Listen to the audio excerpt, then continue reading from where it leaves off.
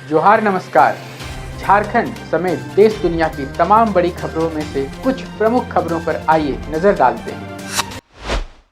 जोहार दर्शकों, स्वागत है आपका आज के ताज़ा समाचार बुलेटिन में। हम आपके लिए लेकर आए हैं झारखंड और देश दुनिया की बड़ी एवं महत्वपूर्ण खबरें। तो चलिए बिना देर किए शुरू करते हैं। सबसे पहले बात झारखंड की। झारखंड में दक्षिण पश्चिम मानसून ने संथाल परगना और कोल्हान के रास्ते दस्तक दे दी है, जिसके प्रभाव से अगले 2 से 3 दिनों में पूरे राज्य में मध्यम से भारी बारिश होने की संभावना है। पश्चिम बंगाल के निम्न दबाव क्षेत्र के कारण मौसम विभाग ने 9 जिलों में भारी बारिश का ऑरेंज अलर्ट जारी किया है और लोगों को वज्रपात से सतर्क रहने की अपील की है। हालांकि अल नीनो के कारण जून में सामान्य से कम बारिश का अनुमान है, फिर भी मानसून की इस शुरुआत से किसानों को धान की नर्सरी तैयार करने में बड़ी राहत मिलेगी। मुख्यमंत्री हेमंत सोरेन ने शनिवार को अपनी पत्नी और गांडेय विधायक कल्पना सोरेन के साथ तमाड़ स्थित प्रसिद्ध शक्तिपीठ मां द्यूरी मंदिर का दौरा किया। वहां उन्होंने वैदिक मंत्रोच्चार और पारंपरिक रीति रिवाजों के बीच मां सोलहभुजी की विधिवत पूजा अर्चना कर आशीर्वाद लिया। इस दौरान उन्होंने माता रानी के दरबार में माथा टेककर झारखंड के सभी लोगों के लिए सुख, शांति, समृद्धि और खुशहाली की कामना की। मुख्यमंत्री के आगमन की सूचना पर बड़ी संख्या में स्थानीय ग्रामीण मंदिर परिसर पहुंचे, जहां उन्होंने जनता का उत्साहपूर्वक स्वागत स्वीकार किया और मंदिर की समृद्ध आध्यात्मिक विरासत की सराहना की। भारत सरकार के रक्षा राज्य मंत्री संजय सेठ ने शनिवार को देवघर के विश्व प्रसिद्ध बाबा बैद्यनाथ मंदिर में विधि विधान से पूजा अर्चना कर देश की सुख, शांति और समृद्धि की कामना की। इस दौरान उन्होंने प्रधानमंत्री नरेंद्र मोदी के उत्तम स्वास्थ्य और वर्ष 2047 तक विकसित भारत के संकल्प को पूरा करने के लिए बाबा भोलेनाथ से प्रार्थना की। पूजा के बाद पत्रकारों से बातचीत में उन्होंने पिछले 12 वर्षों में देश में हुए विकास कार्यों की सराहना करते हुए विकसित राष्ट्र के लक्ष्य को हासिल करने के लिए सभी नागरिकों से सहयोग की अपील की। झारखंड के माध्यमिक शिक्षा निदेशक राजेश प्रसाद ने कड़ा रुख अपनाते हुए राज्य के शिक्षा कार्यालयों में 3 वर्ष या उससे अधिक समय से जमे लिपिकों क्लर्कों के अविलंब स्थानांतरण का निर्देश दिया है। नए नियमों के तहत 6 वर्ष से लगातार एक ही जिले में पदस्थापित या पिछले 12 वर्षों में कुल 8 वर्ष एक जिले में बिताने वाले बाबुओं का प्रमंडल के दूसरे जिलों में तबादला किया जाएगा। निदेशक ने सभी क्षेत्रीय शिक्षा संयुक्त निदेशकों को इस ट्रांसफर नीति का पूरी तरह अनुपालन सुनिश्चित करने को कहा है और इसकी विस्तृत रिपोर्ट 15 दिनों के भीतर मांगी है। राजधानी रांची में शनिवार को दोपहर के समय बिजली के मुख्य तार पर एक बड़ा पेड़ गिरने के कारण रूपका प्लांट की बिजली करीब 7.5 घंटे तक पूरी तरह गुल रही।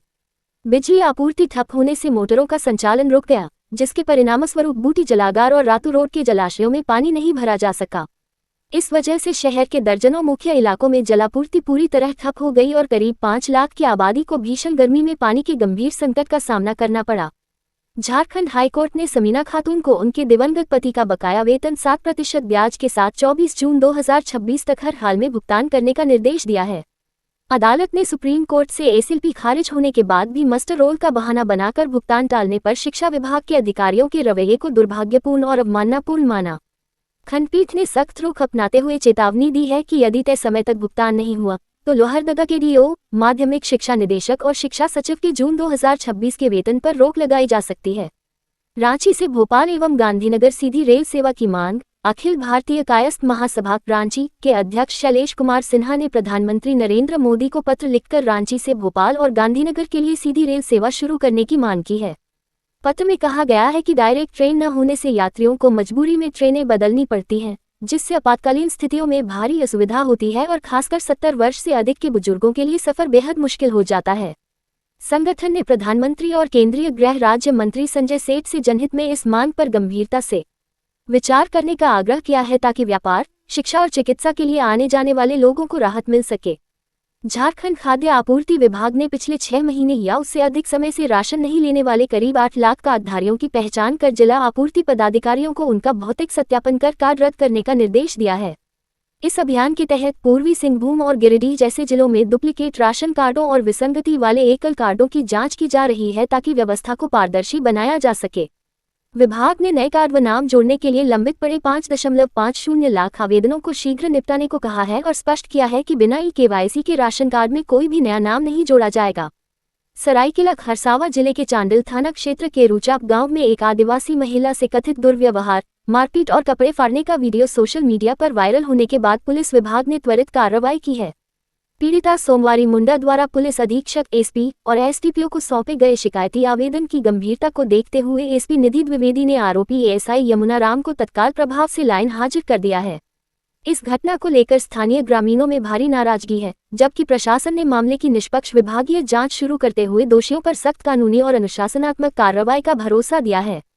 चाईबासा के नोवामुंडी बाजार स्थित मध्य विद्यालय में चोरों और नशेलियों के आतंक से व्यवस्था चरमरा गई है, जहां चोरों ने कक्षा 1 से 8 तक के कमरों से बिजली के तार, पानी की टंकियां और नल चोरी कर विद्यालय संपत्ति को भारी नुकसान पहुंचाया है। तार चोरी होने के कारण बच्चे भीषण गर्मी में बिना पंखों के पढ़ने को मजबूर हैं और रसोई घर में गंदगी फैलाए जाने के कारण मध्याह्न भोजन भी दूसरी जगह बनाना पड़ रहा है। थाना से महज 500 मीटर दूर स्थित इस विद्यालय की प्रधानाध्यापिका और स्थानीय ग्रामीणों ने पुलिस से नियमित गश्त बढ़ाने और अवैध कबाड़ी कारोबारियों पर सख्त कानूनी कार्रवाई करने की मांग की है। राज्य के कई सरकारी स्कूल एवं अन्य सरकारी टूटे भवन में यह समस्या गंभीर रूप से है, जिस पर सख्त कार्रवाई जरूरी है। हजारीबाग के विशेष भू अर्जन कार्यालय में 27 मई से प्रभारी पदाधिकारी का पद खाली होने के कारण उत्तरी छोटानागपुर प्रमंडल के 6 जिलों में जमीन मुआवजे का भुगतान पूरी तरह ठप हो गया है। इस प्रशासनिक शून्यता से रामगढ़ की भैरवा और कोडरमा, गिरिडीह की पंचखेरो जलाशय परियोजना के सैकड़ों विस्थापित रैयत अपनी निर्धारित मुआवजा राशि के लिए दफ्तरों के चक्कर काटने को मजबूर हैं। अधिकारी न होने से न केवल नई राशि का वितरण रुका है, बल्कि न्यायालय से जुड़े महत्वपूर्ण कानूनी मामले भी लंबित हो गए हैं, जिससे 1965 से 66 से स्थापित इस कार्यालय का कामकाज बुरी तरह प्रभावित है। जमशेदपुर की युवा कलाकार सुमन प्रसाद और उनकी टीम फ्लेमिनाट ने गुरुग्राम में Huda city centre metro station के पास करीब 1000 फीट लंबी वॉल पेंटिंग बनाकर एक नया कीर्तिमान स्थापित किया है। पिंकी फाउंडेशन और अमेजन के सहयोग से पूरी हुई इस परियोजना का मुख्य उद्देश्य समाज में महिला स्वच्छता और मासिक धर्म के प्रति जागरूकता फैलाना है। टीम को इस विशाल कलाकृति के अंतर्गत लगभग 50 अलग अलग संदेशपरक चित्रों को तैयार करने में 1 महीने से अधिक का समय लगा, जिसकी सफलता से उन्होंने पूरे जमशेदपुर का नाम रोशन किया है। गुमला के पुग्गू नवाटोली की 56 वर्षीय पेंशनधारी महिला गीता कुमारी लकड़ा के SBI खाते से साइबर अपराधियों ने 72,500 रुपये की ठगी कर ली। ठगों ने पहले उनके वेतन खाते में 3,000 रुपये भेजे और फिर UPI के माध्यम से उनके पेंशन खाते से कुल राशि इंडियन ओवरसीज बैंक के एक खाते में ट्रांसफर कर दी। पीड़िता द्वारा राष्ट्रीय साइबर हेल्पलाइन 1930 और गुमला साइबर सेल में तुरंत शिकायत दर्ज कराने के बाद संबंधित खाते को होल्ड कर दिया गया है और पुलिस प्राथमिकी दर्ज कर जांच में जुट गई है। पलामू टाइगर रिजर्व के डिप्टी डायरेक्टर प्रजेश कांत जेना के निर्देश पर वन विभाग ने बीड़ी पत्ते के अवैध कारोबार के खिलाफ लुकुमखार क्षेत्र में एक बड़ा छापामारी अभियान चलाया। इस विशेष ऑपरेशन के तहत रेंजर उमेश कुमार दुबे और अजय टोप्पो के नेतृत्व में करीब 430 वनकर्मियों की टीम ने पूरे इलाके की घेराबंदी कर 25 बोरा अवैध बीड़ी पत्ता जब्त किया। वन विभाग की इस त्वरित और गोपनीय कार्रवाई से तस्करों व माफियाओं में हड़कंप मच गया है और फिलहाल फरार अपराधियों की धरपकड़ के लिए तलाश जारी है। झारखंड में 18 जून को 2 राज्यसभा सीटों के लिए होने वाले चुनाव में झामुमो के बैजनाथ राम, कांग्रेस के प्रणब झा और भाजपा समर्थित निर्दलीय परिमल नाथवानी के बीच मुकाबला है। एक सीट पर जीत के लिए प्रथम वरीयता के 28 मतों की आवश्यकता है, जिसके तहत महागठबंधन के पास कुल 56 वोट, झामुमो 34, कांग्रेस 16, राजद 4, माले 2 होने के कारण उसके दोनों प्रत्याशियों की जीत तय मानी जा रही है। दूसरी ओर निर्दलीय प्रत्याशी परिमल नाथवानी के पास फिलहाल 24 मत हैं और उन्हें जीत के लिए 4 अतिरिक्त वोटों की जरूरत है, जिसके मद्देनजर कांग्रेस ने क्रॉस वोटिंग रोकने और एकजुटता बनाए रखने के लिए रणनीतिक बैठक बुलाई है। गिरिडीह के SP डॉक्टर विमल कुमार ने अपराध समीक्षा बैठक के दौरान कार्यों में लापरवाही पाए जाने पर जमुआ, सरिया और एक अन्य थाना प्रभारी को शोकॉज नोटिस जारी किया है। उन्होंने संतोषजनक जवाब न मिलने पर विभागीय कार्रवाई की चेतावनी देते हुए सभी अधिकारियों को लंबित मामलों का शीघ्र निष्पादन करने और फरार आरोपियों को गिरफ्तार करने का निर्देश दिया है। जिले में पुलिसिंग को जवाबदेह और प्रभावी बनाने के उद्देश्य से की गई इस सख्त कार्रवाई से पूरे पुलिस महकमे में हलचल तेज हो गई है। सरिया थाने की लापरवाही हमने कई बार दिखाई है। रामगढ़ जिले के CCL अरगड्डा क्षेत्र में शनिवार को एक अवैध खदान में कोयला निकालने गए 4 युवकों की ऑक्सीजन की भारी कमी और जहरीली गैसों के कारण दम घुटने से जान चली गई। घटना की सूचना मिलते ही CCL के अधिकारियों, पुलिस और 12 सदस्यीय माइंस रेस्क्यू टीम ने मौके पर पहुंचकर काफी मशक्कत के बाद चारों युवकों को 30 फीट गहरे गड्ढे से बाहर निकाला। रेस्क्यू टीम के अनुसार खदान के भीतर ऑक्सीजन का स्तर घटकर मात्र 2% रह गया था, जिसके कारण अस्पताल ले जाने पर चिकित्सकों ने चारों युवकों को निर्जीव घोषित कर दिया। रामगढ़ में अवैध खनन के दौरान 4 मजदूरों की मौत पर भाजपा प्रदेश अध्यक्ष आदित्य साहू ने राज्य सरकार और प्रशासन के खिलाफ मोर्चा खोलते हुए जिले के DC और SP पर हत्या का मुकदमा दर्ज करने की मांग की है। उन्होंने आरोप लगाया कि सरकार की ओर से अवैध खनन रोकने के सख्त निर्देश और प्रशासनिक कार्रवाई सिर्फ एक दिखावा, आईवॉश है, जबकि जमीनी स्तर पर कोयला, बालू और पत्थर की खुलेआम लूट जारी है। साहू ने कानून व्यवस्था पर भी गंभीर सवाल खड़े किए और चेतावनी दी कि यदि इस हादसे के मामले में लीपापोती की गई तो भाजपा उग्र आंदोलन के लिए बाध्य होगी। गढ़वा के उपायुक्त पशुपतिनाथ मिश्रा ने कांडी बाजार स्थित ओम मेडिकल हॉल में कथित झोलाछाप डॉक्टर के इलाज से 6 वर्षीय बच्ची की मौत के मामले को गंभीरता से लेते हुए आरोपी की तत्काल गिरफ्तारी के निर्देश दिए हैं। उपायुक्त ने मृत बच्ची के परिजनों से मुलाकात कर निष्पक्ष जांच, कठोर कानूनी कार्रवाई और सरकारी प्रावधानों के अनुसार त्वरित आर्थिक सहायता देने का आश्वासन दिया। इसके साथ ही उन्होंने अतिरिक्त प्राथमिक स्वास्थ्य केंद्र का औचक निरीक्षण कर अनुपस्थित कर्मियों पर नाराजगी जताई और भविष्य में ऐसी दुखद घटनाओं को रोकने के लिए सहायक कार्यकर्ताओं को गांव-गांव जाकर झोलाछाप डॉक्टरों के खिलाफ जागरूकता अभियान चलाने का निर्देश दिया। पूरे राज्य में होम्योपैथी, आयुर्वेद से लेकर के अंग्रेजी दवाओं का अपने मनमर्जी से इस्तेमाल करने वाले झोलाछाप डॉक्टर की तादाद बहुत ज्यादा है। ग्रामीण क्षेत्र से लेकर शहरी क्षेत्र तक में ऐसे झोलाछाप अपने अधूरे ज्ञान से मरीजों की बीमारी को गंभीर बनाने और उसकी जान लेने तक का काम कर रहे। राज्य सरकार को इस पर ठोस रणनीति बनाकर इस पूरे झोलाछाप नेटवर्क को ध्वस्त करने की कार्रवाई जरूरी है। सरायकेला खरसावां के कुकड़ू गांव में शनिवार दोपहर भुवनेश्वर कुमार के खेत में बिछाए गए जाल में एक 6 फीट लंबा विशालकाय अजगर फंस गया, जिससे ग्रामीणों में दहशत फैल गई। सूचना मिलने पर वन रक्षी कैलाश महतो और हाथी मित्र तापस कर्मकार की रेस्क्यू टीम ने मौके पर पहुंचकर काफी मशक्कत के बाद अजगर को सुरक्षित बाहर निकाला। स्वास्थ्य जांच में स्थिति सामान्य पाए जाने के बाद अजगर को सुरक्षित रूप से डाटम जंगल में छोड़ दिया गया, जिससे स्थानीय ग्रामीणों ने राहत की सांस ली।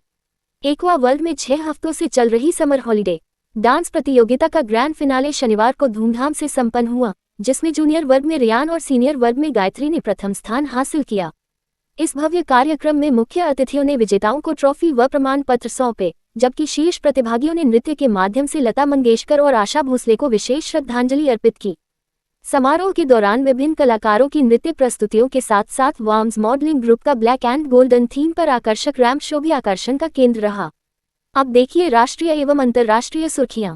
प्रधानमंत्री नरेंद्र मोदी जी 7 शिखर सम्मेलन और द्विपक्षीय वार्ताओं में भाग लेने के लिए फ्रांस के नीस शहर पहुंचे, जहां भारतीय समुदाय और सांस्कृतिक कलाकारों ने उनका भव्य स्वागत किया।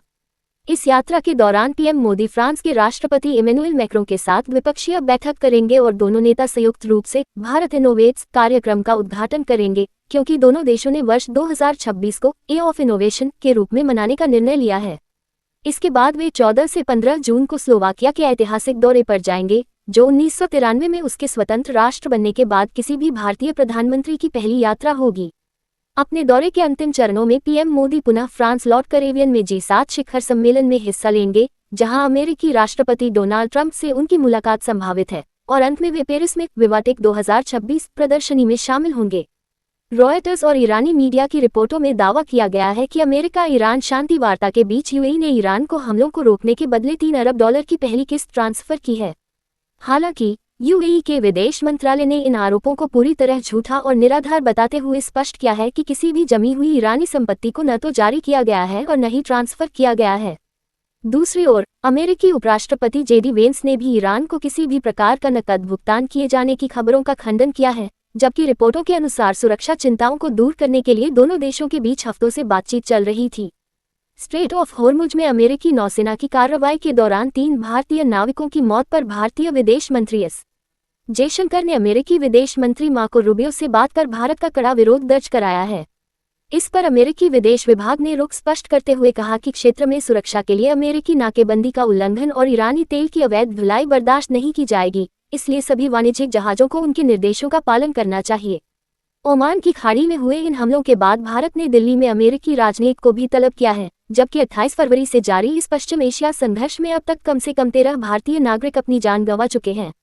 अमेरिकी राष्ट्रपति डोनाल्ड ट्रंप ने दावा किया कि 14 जून को ईरान के साथ एक ऐतिहासिक शांति समझौते पर हस्ताक्षर होंगे, जो ये सुनिश्चित करेगा कि ईरान कभी भी परमाणु हथियार हासिल न कर सके। हालांकि ईरान ने इस दावे को तुरंत खारिज कर दिया है, लेकिन यदि यह समझौता होता है तो अंतर्राष्ट्रीय जहाजों की आवाजाही के लिए महत्वपूर्ण होर्मुज स्ट्रेट को फिर से खोल दिया जाएगा। ट्रंप ने ओबामा प्रशासन की पुरानी नीतियों पर निशाना साधते हुए कहा कि यह नया समझौता बिल्कुल अलग है और इससे दोनों देशों के बीच लंबे समय से चला आ रहा तनाव खत्म होगा। ईरान के दिवंगत सर्वोच्च नेता अयातुल्ला अली खामेनेई का अंतिम संस्कार उनकी मृत्यु के लगभग 132 दिन बाद 4 जुलाई से तेहरान में शुरू होगा और 9 जुलाई को उनके पैतृक शहर मशहद में दफन के साथ संपन्न होगा। खामेनेई की मौत 28 फरवरी को इजरायली और अमेरिकी हवाई हमलों के दौरान हुई थी, जिसके बाद उनके घायल बेटे मोजतबा खामेनेई ने देश के नए सर्वोच्च नेता के रूप में कमान संभाली। पहले इस अंतिम संस्कार को जून मुहर्रम के महीने में करने की योजना थी, लेकिन इमाम हुसैन के वार्षिक शोक के कारण इसे टाल दिया गया और अब इस विशाल आयोजन में 1 से 2 करोड़ लोगों के शामिल होने की उम्मीद है। आर्टिफिशियल इंटेलिजेंस AI आधारित निगरानी और साइबर जासूसी के बढ़ते खतरों को देखते हुए क्रेमलिन ने राष्ट्रपति व्लादिमीर पुतिन की सुरक्षा के लिए विशेष निगरानी नेटवर्क को मुख्य इंटरनेट और मॉस्को के सार्वजनिक कैमरों से अलग कर दिया है। रूस की यह चिंता तब और बढ़ गई जब फरवरी में इजरायली खुफिया एजेंसी द्वारा ब्रीफकेम नामक AI सॉफ्टवेयर के जरिए तेहरान के ट्रैफिक कैमरों को हैक कर ईरान के सर्वोच्च नेता अली खामेनी को सटीक निशाना बनाने की बात सामने आई और इसी सॉफ्टवेयर के कुछ अंश रूसी सर्वरों पर भी पाए गए। विदेशी तकनीक पर निर्भरता कम करने की इस कवायद के बीच रूसी संघीय सुरक्षा सेवा FSB अब आधुनिक AI द्वारा हजारों घंटों के CCTV फुटेज और डिजिटल डेटा का विश्लेषण कर नेताओं की दिनचर्या का सटीक प्रोफाइल तैयार करने की क्षमता को एक बड़ी सुरक्षा कमजोरी के रूप में देख रही है। भारतीय वायुसेना IAF का एक N-32 परिवहन विमान शनिवार को असम के जोरहाट स्थित रौरिया एयरफोर्स स्टेशन पर लैंडिंग के दौरान तकनीकी खराबी के कारण दुर्घटनाग्रस्त हो गया। रनवे से भटककर उबड़-खाबड़ हिस्से में जाने के बाद विमान में आग लग गई और वह कथित तौर पर 2 हिस्सों में बंट गया, जिसके बाद आपातकालीन टीमों ने त्वरित कार्रवाई कर आग पर काबू पाया।